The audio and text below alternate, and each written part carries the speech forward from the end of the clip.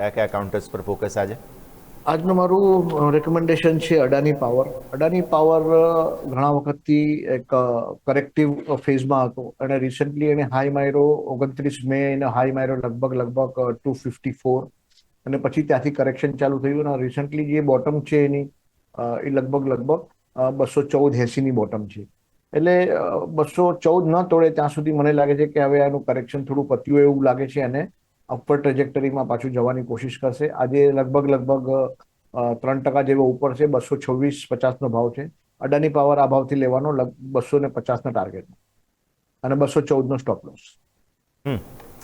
Clearly હમણાં જ એક સરસ મોમેન્ટમની તૈયારી શરૂ થઈ છે અદાણી પાવર. આજના લો 219, અત્યારે જ ફિલહાલ 229.40 પર 287ના એક બહુ જબરદસ્ત ટાર્ગેટ્સ માટે ખરીદવાની સલાહ તમને અહીંયાથી બનતી જોવા મળી રહી છે 214ના સ્ટોપ લોસ સાથે. તો અદાણી પાવર પર ફોકસ રાખો. આ એક બહુ જ ઇન્ટરેસ્ટિંગ જગ્યા તમને અત્યારે ફિલહાલ બનતી જોવા મળી રહી છે.